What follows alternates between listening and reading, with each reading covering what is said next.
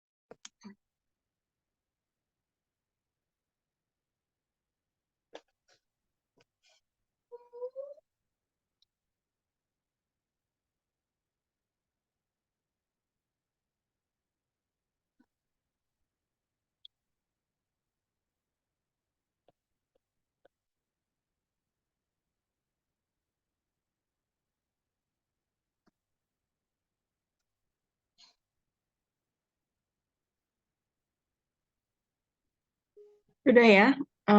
Baik, untuk yang pertama nanti kita akan diskusi terkait kontribusi IPE dalam mewujudkan kolaborasi klinis tenaga kesehatan.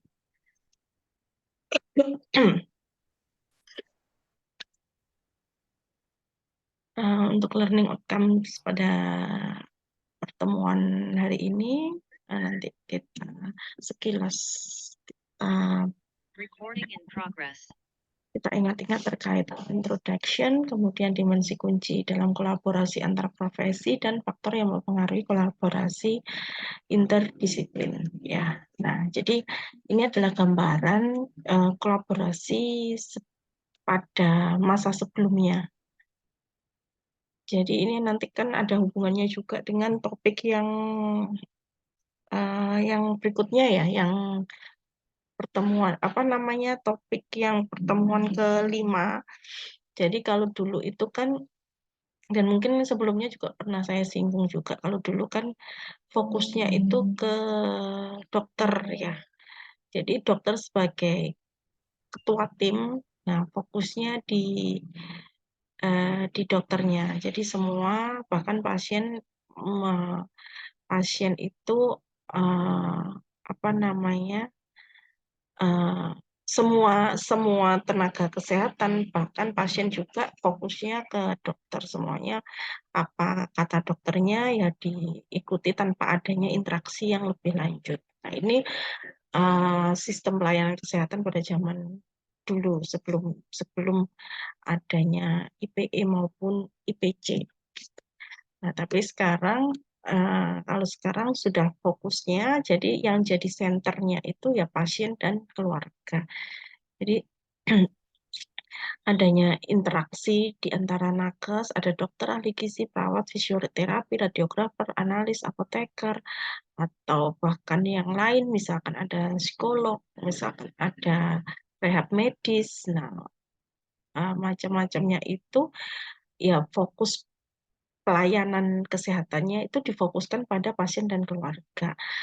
Uh, Pelayanan kesehatannya juga berdasarkan respon ataupun keluhan atau gejala yang dirasakan oleh pasien dan keluarga. Bukan lagi karena entah dokter. Mungkin dokter nanti tetap ya. Jadi tetap saya sampaikan bahwa namanya tim itu pasti ada ketuanya dan pasti dokter gitu. Tapi ketua tim ini nanti yang akan ya namanya ketua, misalkan kalau kalian ketua ketua apa ya himpunan gitu ya, ketua himka. Nah, dia kan bertanggung jawab kan, bertanggung jawab. Tapi kalian namanya ketua ya akan memfasilitasi semua anggotanya, baik saat mengeluarkan pendapat, mendapatkan saran, masukan sesuai dengan keahliannya masing-masing gitu kan. Dan begitu juga pada tim tim pelayanan kesehatan itu dan fokusnya kepada pasien dan keluarga. Nah, kemudian ini jadi kemampuan berinteraksi dan bekerja sama antar sesama profesi yang berbeda merupakan bagian dari soft skill dalam kurikulum pendidikan. Jadi memang ini termasuk soft skill ya, harus diasah. Jadi kemampuan berinteraksi dan bekerja sama itu tidak bisa serta-merta pasti di apa namanya uh, tidak bisa dihafalkan atau diingat. Jadi dia harus akan didapatkan ketika kalian nanti akan sering sering berinteraksi gitu ya, karena kan memang menyatukan menyatukan antar profesi juga nggak mudah, apalagi dengan karakter yang berbeda, apalagi dengan knowledge yang beda-beda, masing-masing itu membawa body of knowledge masing-masing ya kan. Perawat ya bawa terkait keperawatan, mulai dari keperawatan dasar sampai keperawatan jiwa, maternitas anak dan sebagainya, punya body of knowledge terkait dengan diagnosa keperawatan dan sebagainya. Begitupun dietitian, begitupun juga dengan bidan, misalkan ada asuhan kebidanan, begitu juga dengan dokter, diagnosa medisnya. Kemudian farmasi. Nah, semuanya punya body of knowledge masing-masing. Nah, ketika kita tidak mampu berinteraksi dan bekerja sama, otomatis itu akan banyak muncul gesekan. Nah, nanti kalian akan belajar di materi yang berikutnya, mungkin ada manajemen konflik juga ya. Jadi di situ bagaimana masing-masing antar tenaga kesehatan itu bisa menekan egonya juga. Terus juga belum nanti challenging-nya itu kalau misalkan karakteristik masing-masing orang ya, kan masing-masing orang berbeda. Mereka sudah bawa body of knowledge masing-masing, kemudian karakternya itu ada yang dia suka menggurui, ada yang suka dominan, ada yang pasif, diem dan sebagainya. Nah, itu juga salah satu mungkin nanti bisa menjadi hambatan juga. Jadi kemampuan berinteraksi dan bekerja sama ini memang harus diasah ya. Hanya diasah sejak di ranah pendidikan gitu, sehingga nanti kalian kalau sudah terbiasa, misalkan mungkin ada beberapa Oh, kayak PKM. Nah, PKM itu kan harus melibatkan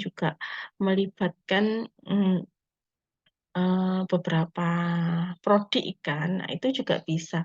Bagaimana kalian bekerja sama tim, nah, kayak gitu. Ya, jadi kemampuan ya mulai dari ranah pendidikan dan itu banyak banyak banyak banyak sarananya sih. Mungkin dulu semester 1 semester 2 kalian eh, apa ya? Apa itu ya? Krima, zaman saya krima itu apa sih kalian sekarang ya itulah yang PK2 lanjutan dari PK2 maba itu kan ada. Nah, itu juga sebagai sarana untuk kalian bisa berinteraksi dan bekerja sama antar sama profesi. Ya, kemudian juga kebutuhan masyarakat akan kualitas pelayanan baik ini semakin meningkat. Jadi memang masyarakat kita sekarang itu kan semakin pinter-pinter gitu ya. Kalau dulu ya memang, kalau dulu ya manut ya, maksudnya apa kata perawat, apa kata mantrinya, apa kata dokternya itu. Tapi kan sekarang lebih kritis juga masyarakat gitu. Masyarakat sekarang juga karena banyaknya informasi juga ya yang bisa diakses gitu. Jadi sehingga mereka eh, tahu nih bagaimana kualitas pelayanan. Nah, kalau misalkan kualitas pelayanan kurang baik, sedikit sudah langsung diviralkan. Kalau sekarang kan zamannya kayak gitu ya. Pelayanan kesehatan misalkan eh, periksa di puskesmas, lama nih pelayanannya nunggu dan sebagainya itu bisa langsung sudah viral gitu kan. Atau enggak kalau gitu loket tutup gitu kan. eh, Jamnya jadi tidak mendapatkan pelayanan itu juga bisa viral juga. Jadi memang masyarakat sekarang kan memang kebutuhan akan pelayanan kesehatan itu memang ya semakin meningkat gitu. Nah, makin tingginya atau meningkatnya angka harapan hidup masyarakat, meningkatnya prevalensi penyakit kronik dan akut dan ini karena memang eh, meningkatnya apa namanya kebutuhan itu juga ya karena pengaruh dari eh, adanya apa banyaknya kebutuhan itu banyak karena banyaknya ini ya banyaknya masyarakat yang ya akhirnya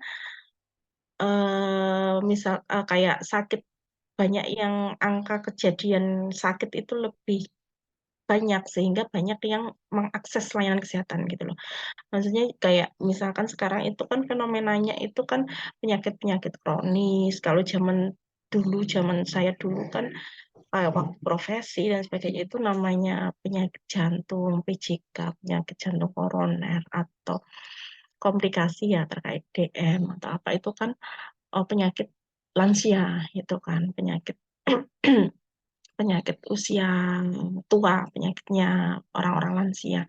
Tapi kan sekarang semakin kesininya usia-usia produktif itu juga banyak gitu, karena memang ada perubahan pola hidup, gaya hidup, kemudian juga mungkin tuntutannya, jadi stresornya juga semakin tinggi, sehingga mereka orang-orang ini semakin rentan untuk terkena penyakit-penyakit penyakit-penyakit kronis ya, penyakit-penyakit yang tidak menular ya kayak DM, penyakit jantung dan sebagainya itu. Ya, sehingga akhirnya ya itu akan meningkatkan kebutuhan masyarakat akan layanan kesehatan. Sehingga kalau dulu namanya rumah sakit, puskesmas gitu kan jarang gitu ya. Kalau sekarang kan di mana-mana rame kan kebutuhan dan banyak rumah sakit juga sekarang kan ya banyak rumah sakit swasta ya karena memang kebutuhannya meningkat gitu. Kemudian juga adanya kemajuan ilmu kesehatan dan biaya kesehatan yang makin tinggi. Nah, ini juga uh, apalagi juga apa namanya kebutuhan uh, biaya kesehatan itu kan memang kebutuhan yang apa ya tidak terduga, jadi tidak bisa direncanakan kan, sehingga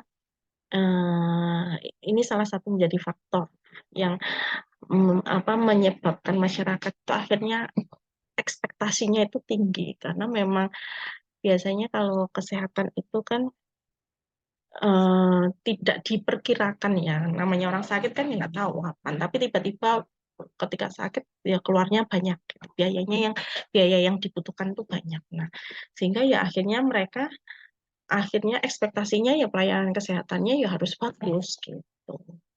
Walaupun menggunakan BPJS, misalkan asuransi, itu kan juga tiap bulan dipotong gitu kan, tiap bulan ada apa di setoran bayar gitu kan, seperti itu.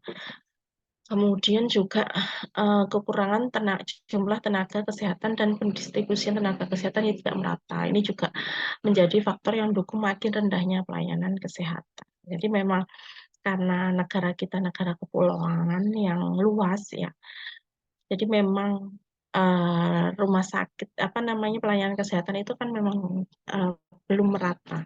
Jadi mungkin kalau di Jawa ada di kota-kota besar itu mungkin bagus, tapi kalau sudah ke yang di pelosok, misalnya yang di Papua atau yang di mana itu kan juga tenaga kesehatan itu jumlah ada aja sudah alhamdulillah gitu kan, walaupun mungkin belum ideal, mungkin yang ada hanya perawat atau mantri aja, nggak dokter, nggak ada, apalagi dokter spesialis gitu kan,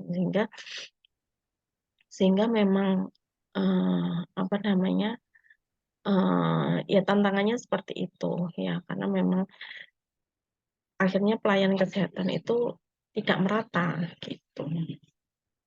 Kemudian, nah ini yang menyebabkan pelayanan harus bersifat terintegrasi dengan pendekatan kolaborasi antar semua stakeholder yang terlibat dan bersifat patient-centered care.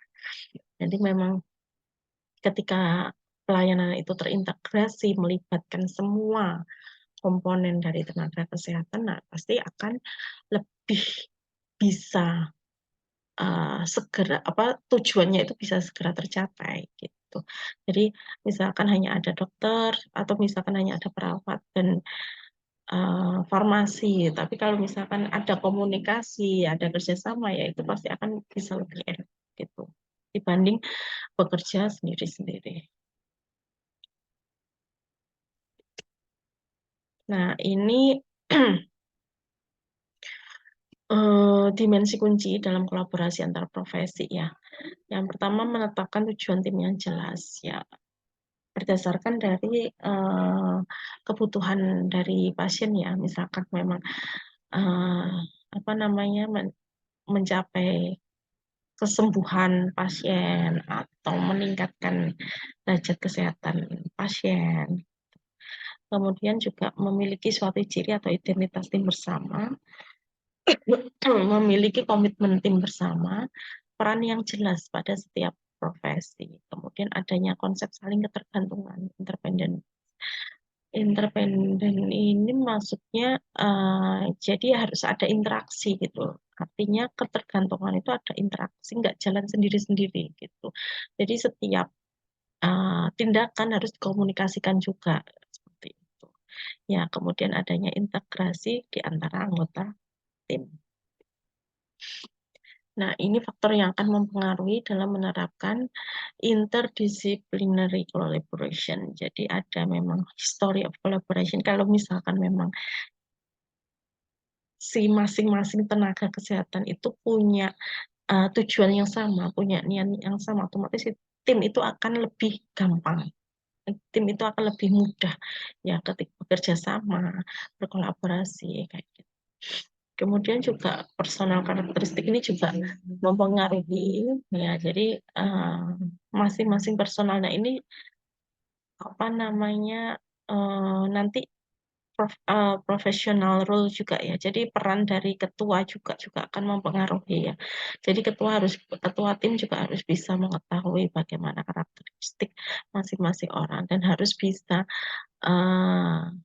mengatasi misalkan ada konflik, misalkan ada permasalahan dalam tim, itu juga harus bisa bisa menemukan solusinya gitu.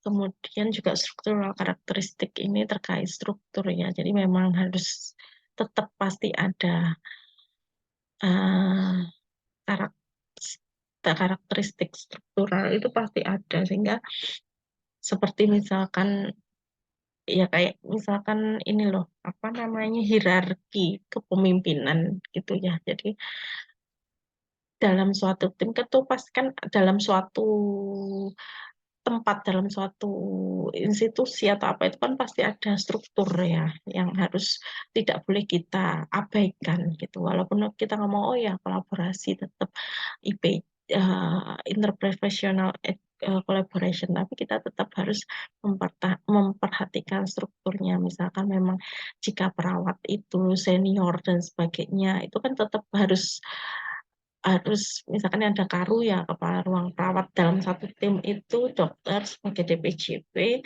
sebagai ketua tim, kemudian perawat misalkan dia sebagai karu ruangan itu. Nah nanti ada farmasinya, farmasi ruangan itu, apoteker ruangan, kemudian dietitian ruangannya dan sebagainya. Nah itu kan juga harus tetap memperhatikan struktur struktur apa organisasi dalam ruangan itu juga.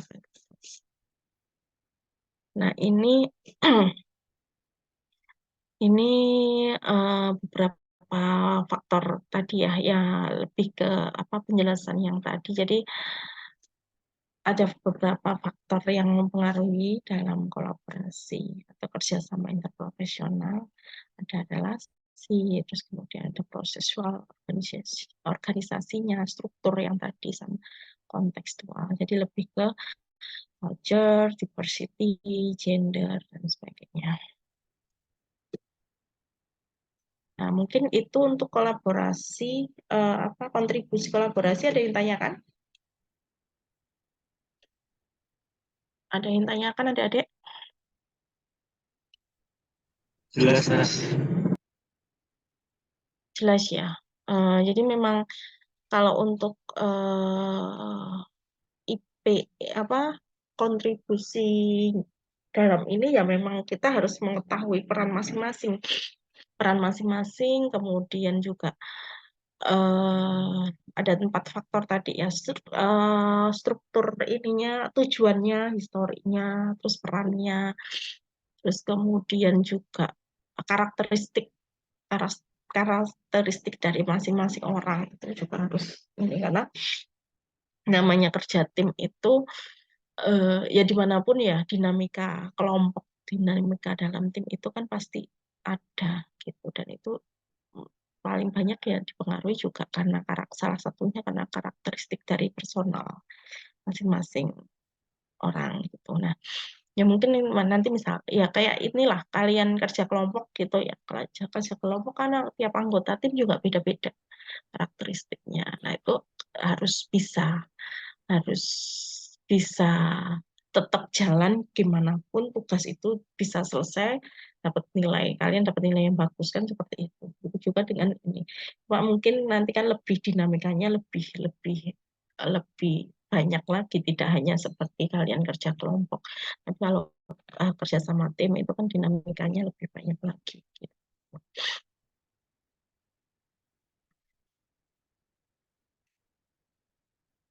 Hmm, terus untuk yang berikutnya ya.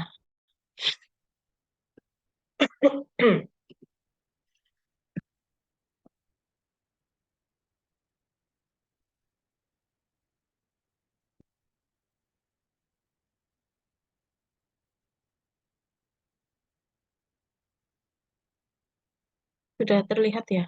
Belum kelihatan share screen-nya ya? Ya, slideshow-nya belum, Mas.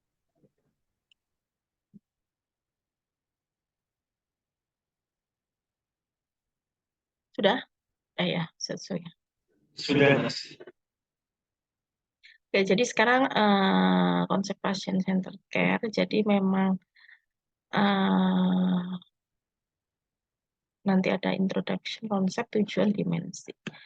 Jadi memang sebenarnya sih diulang-ulang juga ya, karena ini sudah sering juga di ini. Jadi namanya patient center care, namanya kolaborasi antar berbagai uh, apa namanya uh, berbagai profesi itu ya memang yang paling penting ya kemampuan interaksi itu tadi.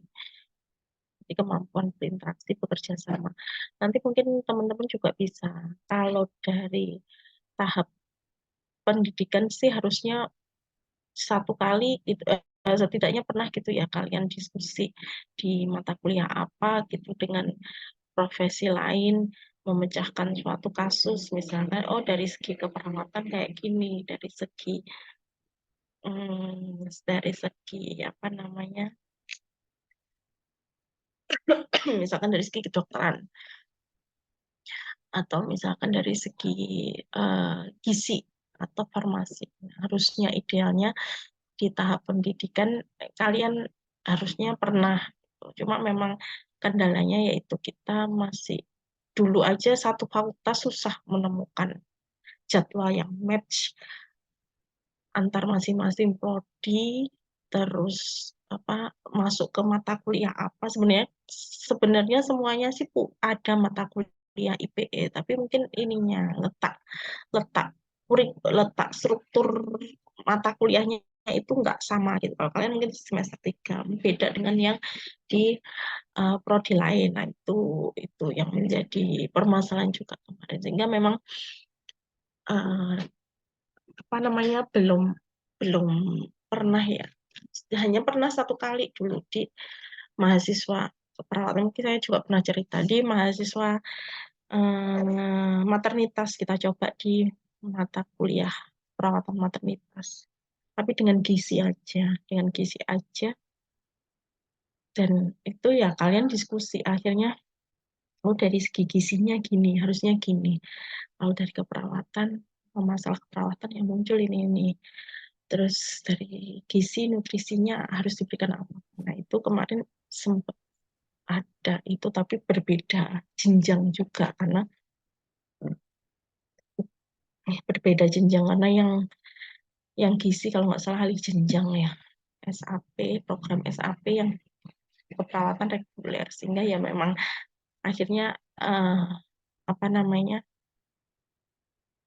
eh, ya itu akhirnya kurang imbang juga mungkin karena mereka sudah paham gini ya tapi sebenarnya nggak masalah juga kan prinsipnya kita tidak melihat kesamaan latar belakang maksudnya ya itu tantangannya kan di situ gitu sehingga yang penting bagaimana komunikasi itu bisa jalan interaksi itu bisa jalan nah, idealnya harusnya seperti itu cuma mungkin karena masih belum ya belum bisa terlaksana kembali gitu hingga kalau sudah uh, ya seperti kayak komunikasi lah ya. Komunikasi itu kan nggak bisa kalian tiba-tiba harus walaupun sudah dapat mata kuliah komunikasi, sudah tahu nih komunikasi hambatannya apa,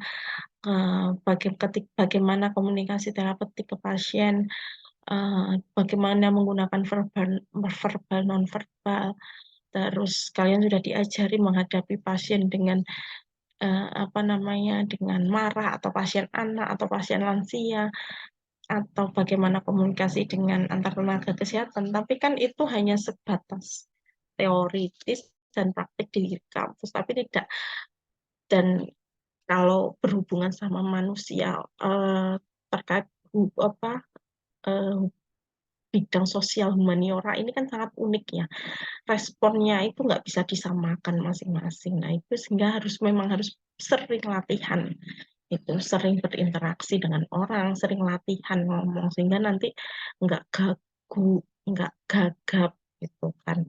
Ya sebenarnya kalian mungkin tahu gitu ya mau ngomong apa, tapi mengungkapkan itu kan kadang ada hambatan di situ juga. Gitu.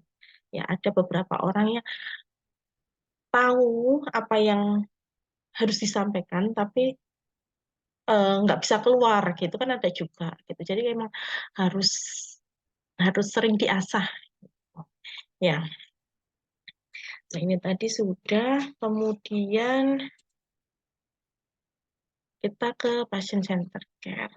Nah, patient center care ini inovasi pendekatan dalam perencanaan pelayanan dan evaluasi perawatan kesehatan yang berdasarkan pada kemitraan yang saling menguntungkan antara penyedia pelayanan kesehatan, pasien, dan keluarga.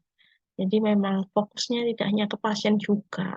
Jadi senternya nggak hanya ke pasien, tapi juga keluarganya juga. Dan PCC ini mengelola pasien dengan merujuk dan menghargai individu pasien, meliputi pilihan, keperluan, nilai-nilai, dan memastikan bahwa semua pengambilan keputusan klinik telah mempertimbangkan dari semua nilai-nilai yang diinginkan pasien. Jadi memang ya fokusnya ke pasien, kita pasti akan dasarnya itu ya keluhan yang dirasakan pasien atau keinginan dari pasien seperti apa gitu. Dan kita nggak hanya melibatkan pasien tapi juga keluarganya juga.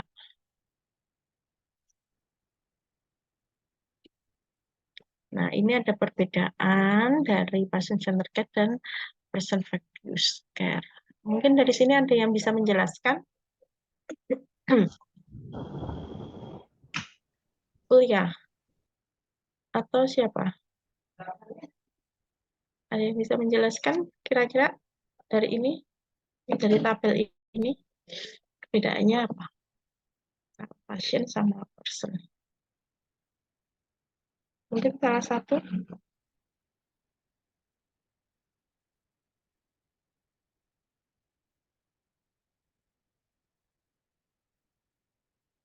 Siapa?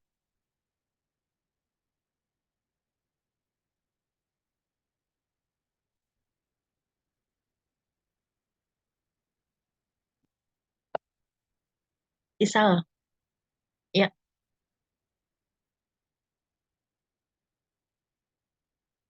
ya silakan Isal. Baik, Mas, mohon izin menjelaskan secara garis besar dari yang saya Iya, baca tadi. Mohon izin karena saya masih di kereta. Jadi, menurut saya di sini fokus utamanya kalau pasien center care itu dia lebih mendekatkan ke pasien sebagai pusat perawatan. Jadi, fokusnya itu bahwa perawatan sama keputusan medis itu didasarkan pada preferensi, kebutuhan, dan nilai-nilai pasien. Kalau pasien fokus care itu dari yang saya pahami, fokus ke perawatan yang sesuai dengan kondisi medis atau diagnosa tertentu atau diagnosa khususnya. Berarti lebih didasarkan pada pengetahuan medis dan pedoman klinis daripada prevensi dan nilai-nilai pasien. Terus kalau dari keterlibatannya berarti sudah jelas kalau dari pasien center care itu lebih ke kekhawatiran mereka. Jadi pasien diundang untuk berbicara tentang kekhawatiran mereka. Jadi dengan pilihan yang sesuai dan kolaborasi ke tim perawatan. Terus keterlibatannya juga kalau di pasien fokus care itu tetap dalam perawatan, tetapi fokus utamanya adalah pengelolaan masalah medisnya.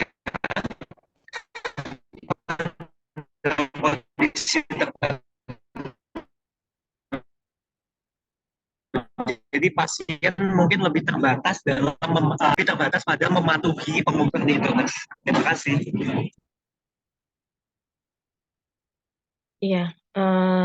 Terima kasih Isal. Ya, jadi secara garis besar tadi walaupun agak putus-putus tapi bisa dipahami ya. Jadi memang kalau pada pasien ya eh, berdasarkan keluhan dan kita libatkan gitu. Setiap pengambilan keputusan itu pasti kita akan melibatkan. Eh, jadi kan ada adik-adik tahu yang namanya informed consent juga ya. Jadi tetap pengambilan keputusan itu ada di pasien.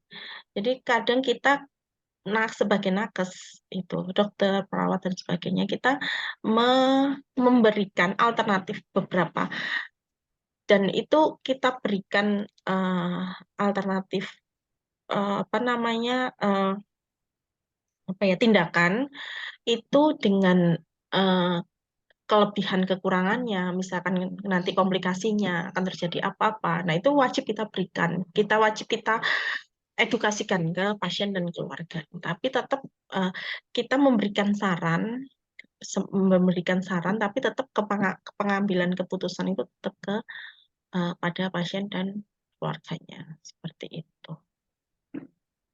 Ya, mungkin ada lagi yang lain.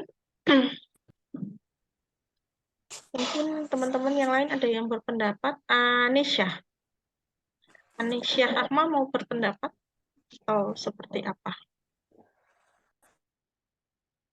Oh enggak, hanya unmute aja. Yang lain mungkin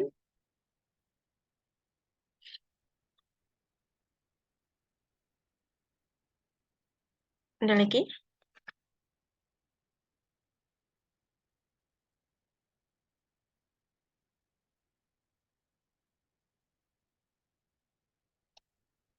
Tidak ada lagi. Diva, ya silahkan Diva.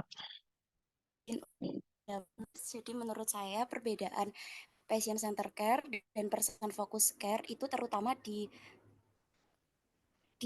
tabel kelima itu untuk patient center care itu memandang tubuh sebagai sesuatu sistem yang berbeda, sedangkan yang satunya itu melihat tubuh sebagai suatu sistem yang saling berhubungan.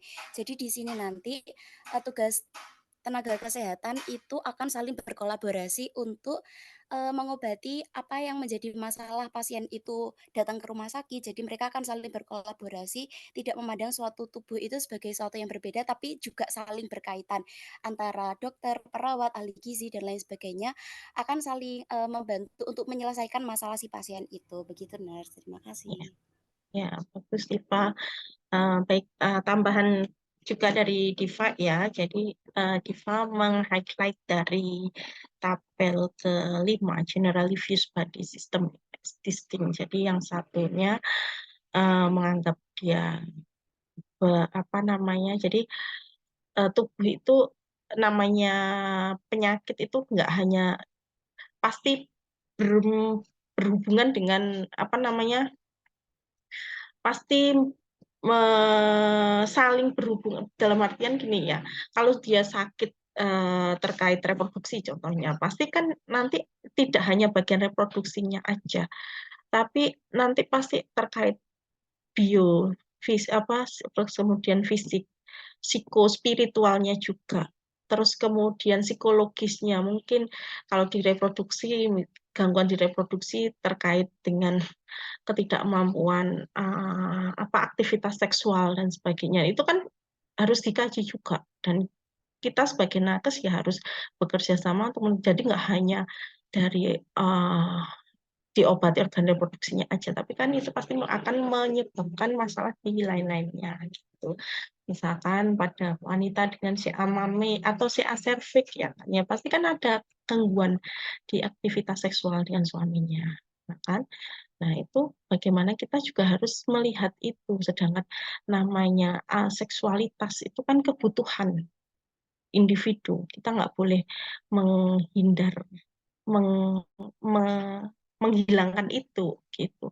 Nah, kita ya harus mengkaji sehingga tidak, yang dilibatkan nggak hanya pasien aja, tapi juga keluarga. Dalam artian ini suaminya kita libatkan, kita fasilitasi, kita kasih edukasi, atau kita carikan solusi gimana ya caranya biar tetap bisa misalkan melakukan hubungan seksual, terus kemudian apa namanya tanpa melukai, atau misalkan memang kalau misalkan tidak bisa kita edukasi kan hubungan seksual itu tidak harus koitus dan sebagainya ya. Jadi sampai ke segitunya gitu ya. Jadi nggak hanya ya dari apa ya, harus benar-benar melihat ya secara holistik gitu loh. Ya, mungkin itu. Terima kasih Diva. Eh, ada lagi yang lain yang menambahkan?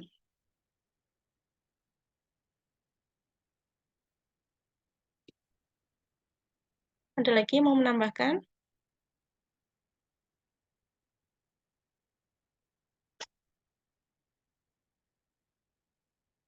Sudah cukup? Nggak ada lagi yang mau menambahkan lagi?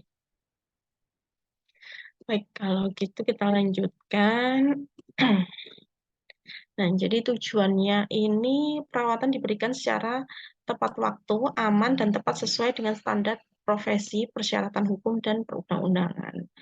Kemudian perawatan selama transisi juga akan mencerminkan tingkat keterampilan staf. Ya, jadi memang ya ketika pasien akhirnya bisa melihat ini kemampuan masing-masing, dan biasanya ini juga akan mempengaruhi kepercayaan ya kepercayaan ketika kita bisa memberikan pelayanan yang terbaik, kita mampu menunjukkan kompetensi kita, ya otomatis kita akan meningkatkan kepercayaan dari pasien. Nah, kembali lagi kalau sudah pasien trust itu akan lebih mudah kan untuk kita memberikan asuhan keperawatan. Kita akan memberikan segala sesuatu yang kita lakukan ke pasien itu akan lebih mudah diterima gitu. Ya, BHSP trust itu tadi. Nah, kemudian perawatan terkoordinasi untuk memastikan hasil yang terbaik bagi pasien. Jadi ya ada koordinasi antara nakes gitu, karena interaksinya itu tidak hanya searah, tapi dua arah dan antar semua tenaga kesehatan yang terlibat di situ. Gitu. Tidak ada duplikasi perawatan pasien. Nah, ini yang penting juga. Jadi enggak yang misalkan perawatnya mengkaji mengkaji nutrisinya mungkin ya, misalkan makannya dan sebagainya, si gizinya berulang lagi melakukan hal yang sama ya. Kalau nggak ada koordinasi, nggak ada kerjasama yang bagus kan ini pasti akan memungkinkan ada duplikasi. Ya contohnya kayak yang saya contohkan misalkan ini waktu pengkajian ya kan, waktu pengkajian ada mahasiswa nurse, profesi nurse, ada koas, ada profesi dietitian, ada apoteker. Nah, mereka mengkaji hal yang sama, misalkan koasnya sudah nanya, terus sudah ngecek tensi dan sebagainya. Kemudian 30 menit lagi itu ada mahasiswa perawat, profesi nurse datang juga menanyakan hal yang sama. Mulai dari identitas sampai keluhan sampai riwayat penyakit dan sebagainya, terus melakukan TTV, mengukur TTV yang sama. Nah itu akhirnya kan duplikasi. Nah pasien akhirnya juga ini kan juga merasa oh ini tidak sendiri-sendiri gitu loh ngerawatnya, ini bukan tim, jadi akhirnya ya jadi trust-nya kurang gitu ya. Jadi dengan adanya PCC ini kan otomatis tidak ada duplikasi. Kalau dulu zaman saya profesi di manajemen ya. Manajemen itu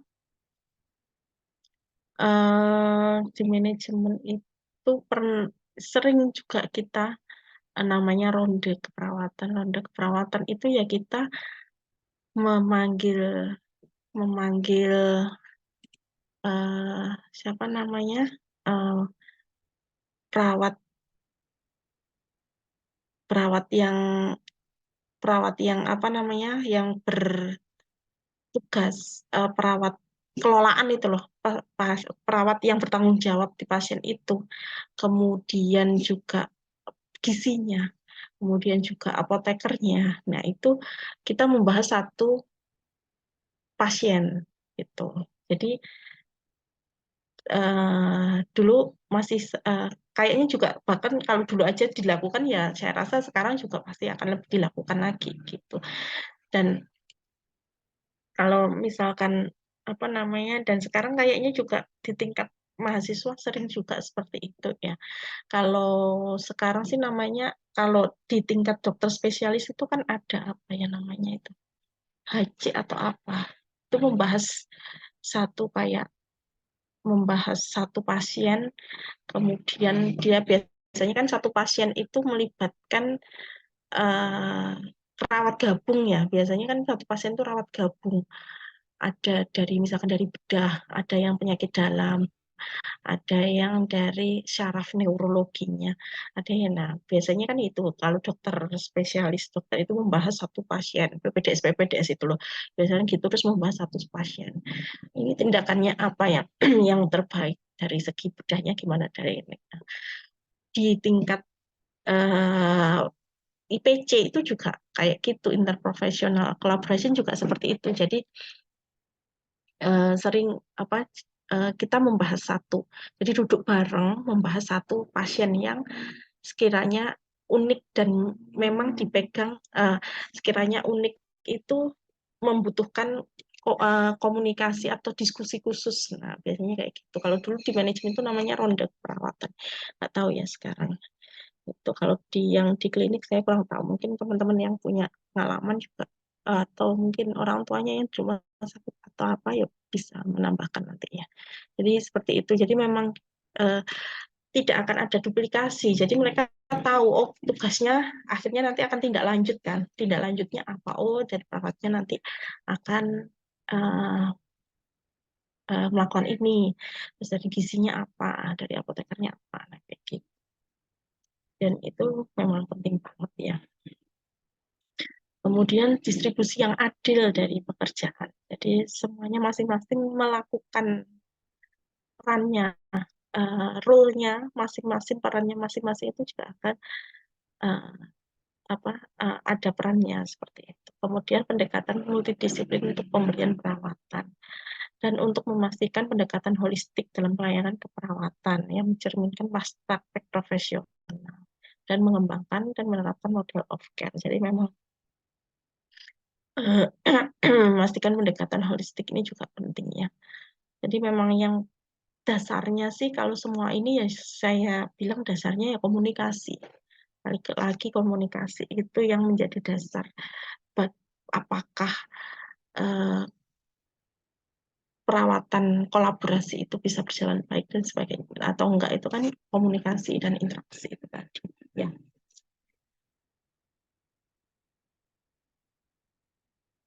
Nah ini jadi ya jadi ini adalah ada PCC ya tabel terkait kerangka pemikiran PCC dalam sistem pelayanan rumah sakit. Nah, jadi ini ketika ada patient center care bisa menghormati pilihan dan penilaian pasien. Jadi memang dasar, ya pusatnya di pasien ya. Kemudian adanya dukungan emosional, kenyamanan fisik, informasi dan edukasi berkelanjutan dan transisi, kemudian koordinasi pelayanan, akses pelayanan dan melibatkan keluarga dan teman. Ini diharapkan bisa meningkatkan kepuasan pasien, hasil klinisnya juga bisa meningkat, kecemasan pasien menurun ya. Jadi kecemasan pasien menurun, kecemasan terkait saya mendapatkan pelayanan yang benar atau enggak, ini kayaknya saya dirawat coba-coba. Nah itu kan pasti akan meningkatkan kecemasan ya, ansietas. Nah itu bisa menurun ketika kita perawat pasien itu dirawat dengan tim yang baik, tim yang solid dan kerjasama yang baik, ya otomatis pasien akan menurun kecemasannya karena percaya nih dia sudah mendapatkan pelayanan kesehatan yang terbaik. Itu pelayanan medis yang berlebihan dan tidak bermanfaat ini menurun. Jadi kebanyakan kan memang terkadang itu kalau misalkan tidak ada koordinasi itu kan kalau zaman dulu sering tindakan-tindakan yang harusnya nggak usah dilakukan, misalkan pemeriksaan lab atau apa yang nggak dilakukan karena nggak ada koordinasi akhirnya dilakukan. Nah sebenarnya itu nggak penting, nggak perlu juga dilakukan. Itu kan masih tinggi ya kejadian-kejadian seperti itu. Nah itu bisa ditekan gitu kan, itu nanti juga efeknya ke biaya lama rawat inap. Nah itu kan juga berpengaruh juga gitu. Kemudian malpraktek dan keluhan itu juga menurun, kepuasan dokter itu akan meningkat, waktu konsultasi juga lebih banyak, keadaan emosional pasien, terus kemudian juga kepatuhan obat, pemberdayaan pasien, tingkat keparahan gejala, dan biaya perawatan. Nah, outcome-nya ya peningkatan kualitas pelayanan. Yang terakhir itu kayaknya kalian ada kasus yang bayi tertukar itu, kalian tahu nggak ceritanya itu? Ada yang tahu ya? Nah itu kan juga apa namanya ya akhirnya kan yang disalah-salahkan kan ya perawat bidannya itu ya. Tapi sebenarnya itu kan kalau tim juga sebenarnya ada ketua tim, ada ininya yang jadi harus harus dirunut juga kesalahannya itu di mananya. itu kronologisnya. Gitu. Jadi hal-hal seperti itu ya bisa dihindari kalau misalkan ada kolaborasi dan komunikasi yang baik antar nakes. Gitu. Nah, kemudian ini dimensinya menghormati nilai-nilai, pilihan, kebutuhan yang diutarakan oleh pasien. Jadi emang ya pusatnya di pasien, lagi-lagi pusatnya di pasien. Dasarnya kita melakukan tindakan pelayanan kesehatan itu ya dasarnya dari kebutuhan pasien. Koordinasi dan integrasi asuhan, informasi, komunikasi, dan edukasi, kenyamanan fisik, dukungan emosional, dan penurunan rasa takut, kecemasan, keterlibatan keluarga dan teman, asuhan berkelanjutan dan transisi yang lancar, dan juga akses terhadap pelayanan. Mungkin itu ada yang ditanyakan dari sini, adik-adik semuanya.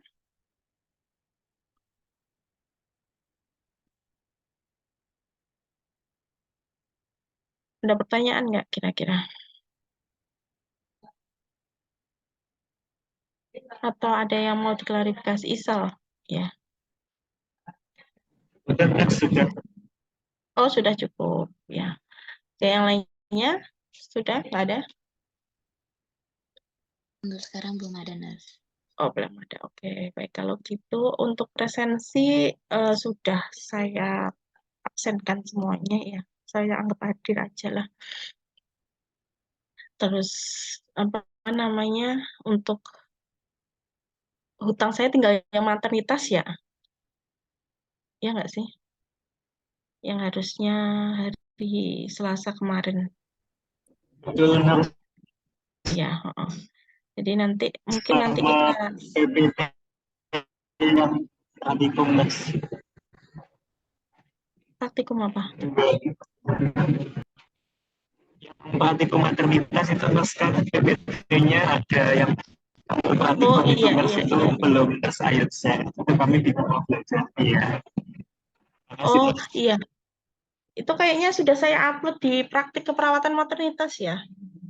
Coba nanti dicek ya. Kalau misalkan belum nanti PJ-nya silahkan hubungi saya. Sepertinya sudah saya upload di VLM di praktik perawatan maternitas yang pemeriksaan kehamilan. Kayaknya kalau misalkan belum, ternyata belum. Tapi seingat saya sudah. Kalau misalkan belum ya nanti diingatkan lagi aja. Ingat. Ya, baik kalau gitu mungkin itu saja. Terima kasih adik-adik. Semoga lancar semuanya. Jangan lupa jaga kesehatan ya, cuacanya lagi kurang baik. Semoga lancar kuliahnya. Semoga lancar semua urusannya. Saya akhiri, mohon maaf jika banyak kekurangan. Saya akhiri. Wassalamualaikum warahmatullahi wabarakatuh. Waalaikumsalam warahmatullahi wabarakatuh.